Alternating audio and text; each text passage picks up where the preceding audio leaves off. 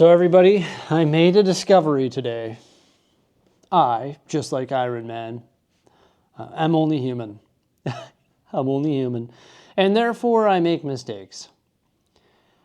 I made a relatively small mistake while reviewing the Iron Man figure, and then this morning when I came to the studio I realized that I made another mistake as well. And I was like, oh darn.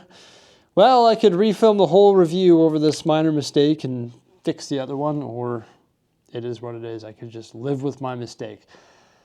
So I've decided to live with it, but I am making this video here to try and tell you what's wrong with it. So I literally just reverted the mistake. You see the hip tiles, I'm going to call them.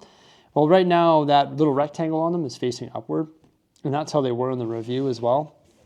But that's supposed to be facing backward. So I just have to rotate them 90 degrees and then they are proper. Although those do move on the Iron Man suit, so maybe my mistake wasn't a mistake. Maybe it was just a happy accident. But yeah, in my review, those are facing the wrong way. I realized that the next day. I was like, no, should I refilm the whole video or should I just live with it? So I've decided to just live with it because to refilm the whole video just seems to be too much for that little tiny error. Also, while I was filming it, the hand joint was a little bit too large. You can see right now there's not really a hand joint there. Can't really see the gap. But in the review, this element right here was pulled out further. So it was like that. So the hands had a larger gap. I guess while building it, or maybe while playing around with it, I caused that gap and proceeded not to fix it before filming my review. So that's another mistake. But one thing I will say is when there is that gap there, right there, the gap between the wrist and the hand, is you can put his hand all the way up like that, you know? Like, stop right now, like that.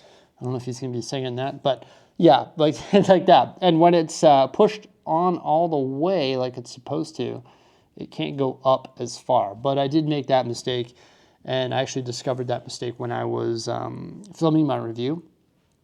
And I was like, oh man, what am I going to do? Am I going to refilm the whole review, or am I going to refilm the section about the hand and just put a little disclaimer in about the hand not being pushed on all the way? So that's what I decided to do. The rotation in his hand is nice, and you can put him in that iconic Iron Man pose, but you can't put his hand in front like this. It's more so off to the side. There's not really a way of articulating his arm that way. But yeah, I did make those two mistakes, and I do apologize for that.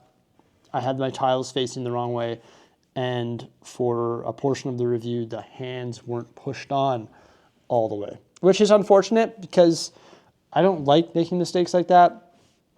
And of course, I could fix them by just like refilming my whole review, but it's just a matter of time for me right now. And I don't know what's wrong with me. I don't know why I make little mistakes like that, but seems to be a constant in my life, which is sort of unfortunate.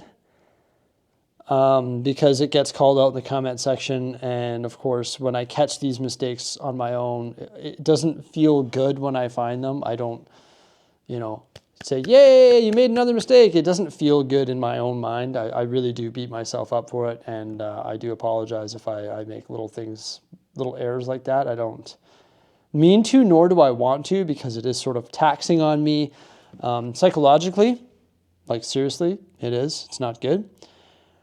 I think one of the reasons why I might make a few more mistakes than the average reviewer is maybe just because here on my YouTube channel, I am doing a lot more than your average Lego YouTuber.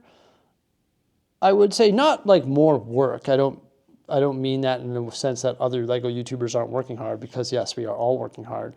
But I feel like they might be more focused on their niche. For example, somebody might take this Iron Man set and build it and review it in a 2-day period. Whereas before building this set and reviewing this set, I think I was working on, see, I can't even remember. I have to pull open my YouTube Studio app to remember what we were doing that day. Oh yeah, we were making like a shopping vlog and finishing the editing process on the tiling of the water. So before I started building and reviewing this set, I had already taken on 2 tasks before that day, and then I built the set, and then I reviewed it that night, and then I edited and uploaded it that day. So rather than spending like 2 days on filming and reviewing this set and building it, I did like multiple other things throughout those days. So I feel like because we're building a Lego city and I'm working on so many different projects down there, and I'm trying to review Lego sets amongst all of the other chaotic things in my life, like raising 2, 3.5-year-olds, I feel like I can sometimes make a little bit too many mistakes. And once again, I apologize for it. I really don't mean to do that. I have sort of like brain fog right now. Ever since the kids were born, I've almost been put into like this foggy state where it's like hard to keep everything in line just because life has become so hectic for us. So, yeah. But either way, I really like this Iron Man. I feel like there are some restrictions or restraints on his arm posability. Like I mentioned, you can't really put his arm straight out in front of him, or it can't come cross body or anything like that. But I feel like this set really did focus on the displayability aspect of it for adults, like an 18+ style set, like how it's supposed to be. It's not like I'm going to be gifting this to somebody who wants to play with Lego, you know, a younger audience who can't just have this display or sit there and be a display piece on a shelf. So I feel like it's really hit a lot of the points within that aspect of it. Like it is a great display piece, and after tinkering with it for a little bit, you can put him in different poses and change the configuration of his hands and fingers and head and flaps, and it just displays beautifully. It's not like you're going to be sitting there playing with it. So I feel like it ticked a lot of boxes there. It retails for $130, which is pretty reasonable. Maybe it could have been $120 like I stated in my review, but if you pick it up when there's a good promotion or double points or whatever to help offset that cost, it really does work out.